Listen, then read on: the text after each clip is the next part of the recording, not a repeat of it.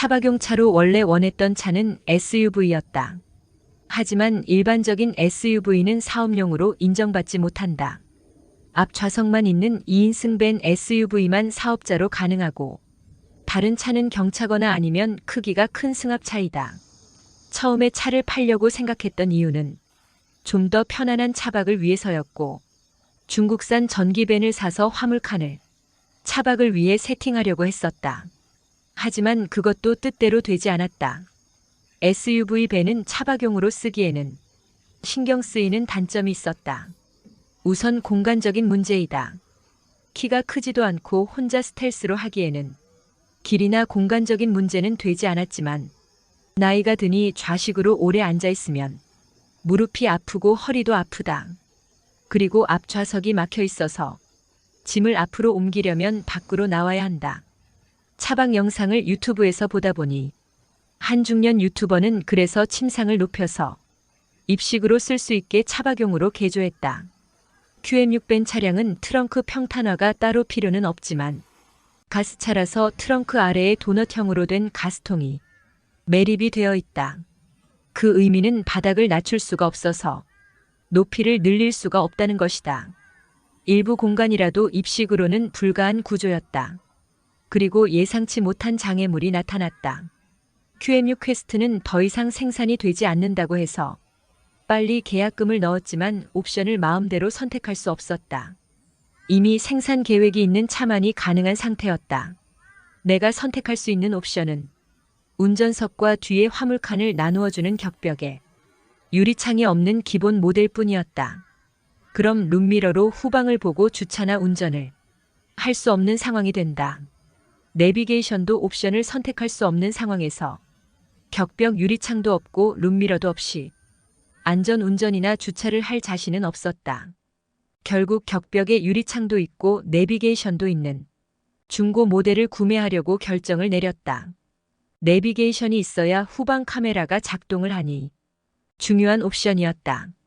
다만 중고를 사려면 11월 중순이 가장 가격이 저렴한 시기라고 해서 좀 더 생각할 시간을 가질 수가 있었다. 레이도 고려 대상이었다.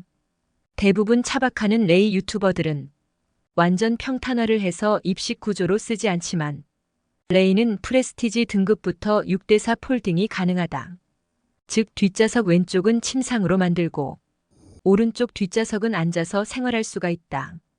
물론 공간은 좀 더 좁아지긴 하겠지만 그래도 입식은 중요한 고려 대상이었다.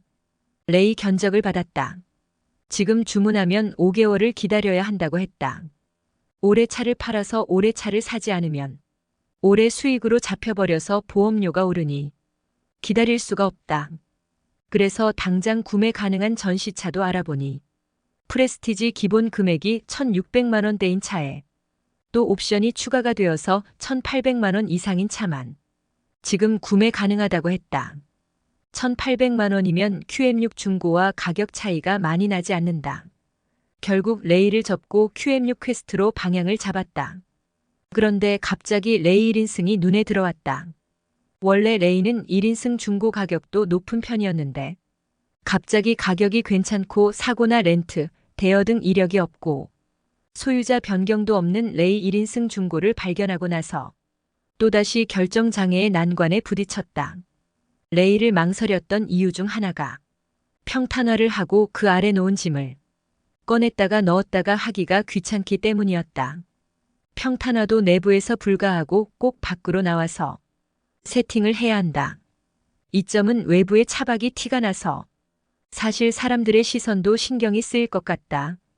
그 외에도 안전성, 승차감 등등 사람들이 다 아는 이유도 있었다. 만약 20, 30대였다면 레이를 선택할지도 모른다. 유지비를 보아도 레이는 경차 혜택이 있지만 QM6 퀘스트는 화물 세금이라 3만 원 이하에 가스차라서 연료비 부담도 적으니 몇 년 동안은 유지비가 큰 차이는 없을 것 같다. 결정을 위해 두 차종의 장단점을 나열했지만 동일한 점수를 얻었다.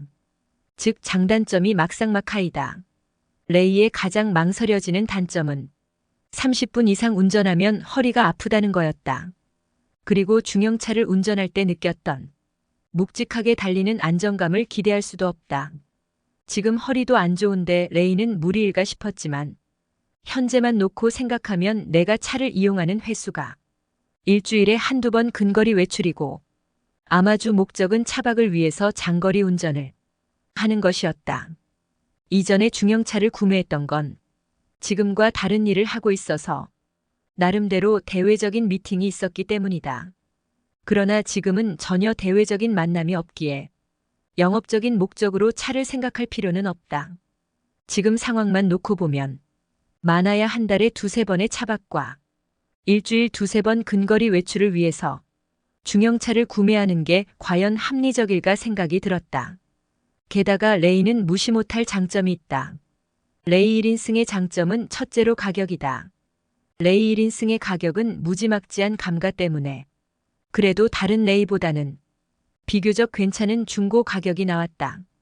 이전에 중형차를 살 때보다는 여유가 있지만 내일을 알 수 없는 자영업자들이 내년에 더 어렵다는 얘기들만 나오고 다들 지출을 줄이고 현금을 가지고 있어야 한다는 주제들도 자주 유튜브에서 보인다.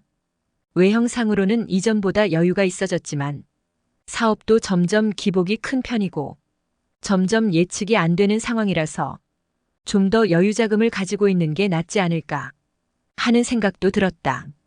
더구나 신용점수 900점이 훨씬 넘어도 직장인들과 달리 대출도 잘 나오지 않는다. 그래서 자금에 대한 여유는 필수적이기에 많이 운행하지 않는 차에 여유돈을 넣으면 아무래도 위기에 대응이 어려울 수도 있기 때문이다. 차는 자산이 아니라 소모품이다.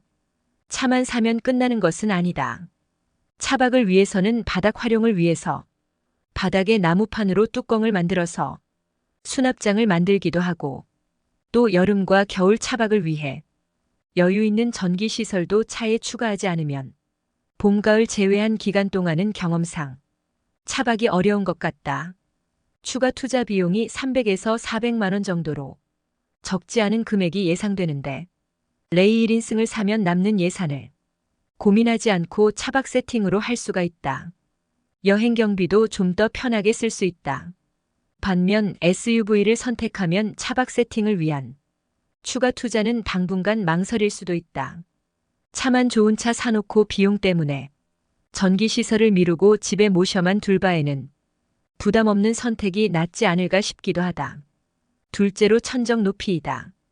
1인승은 좌석이 한 개라서 평탄화도 필요 없고 의자가 없으니 천정 높이가 높아서 낮은 의자를 놓고 앉아서 지낼 수 있으니 양반다리로 인한 허리 통증과 다리 저림이 해결된다.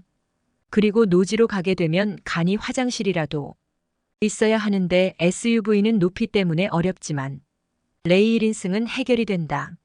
셋째로 혼자만 탈 수 있다. 이건 다른 사람들은 단점이라 생각하지만 나에게는 장점으로 생각되는 부분이다. 어차피 레이는 출력이 약해서 한 사람만 더 태워도 차가 잘 나가지 않는다.